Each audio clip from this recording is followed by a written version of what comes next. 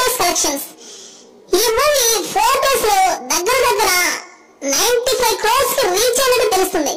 Craze తగ్గినా కూడా వసూళ్లు మాత్రం తగ్గలేదని చెప్పుకోవాలి.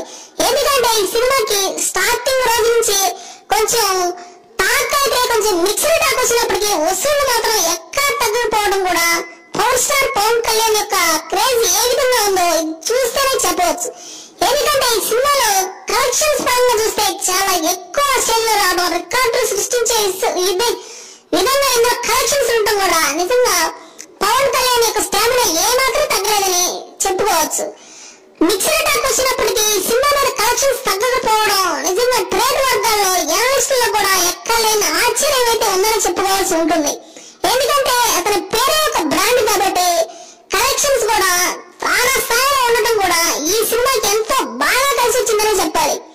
ఇంకా ముందు పండుగ 1-2 రోజుల్లో ఉందనగా ఈ కలెక్షన్స్ ఇంకా ఇంప్రూవ్ అయ్యే అవకాశం అయితే గ్యారంటీగా ఉందని చెప్పాలి. జనరల్ గా కంటెంట్ బాగోకపోయినా లేకపోతే సినిమా మీద నెగిటివ్ టాక్ స్ప్రెడ్ అయినా కలెక్షన్స్ అనేది జనరల్ గా తగ్గాల్సి ఉంటుంది.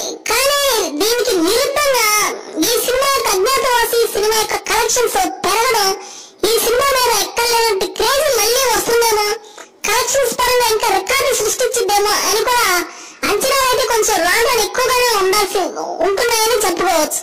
ముందు ఈ కలెక్షన్స్ ఇంకా 4-5 రోజుల్లో పెరిగే అవకాశం అయితే స్పష్టంగా కనిపిస్తుంది. మరికొన్ని సరికొత్త వార్తల కోసం ఈ ఛానల్ సబ్స్క్రైబ్ చేయండి.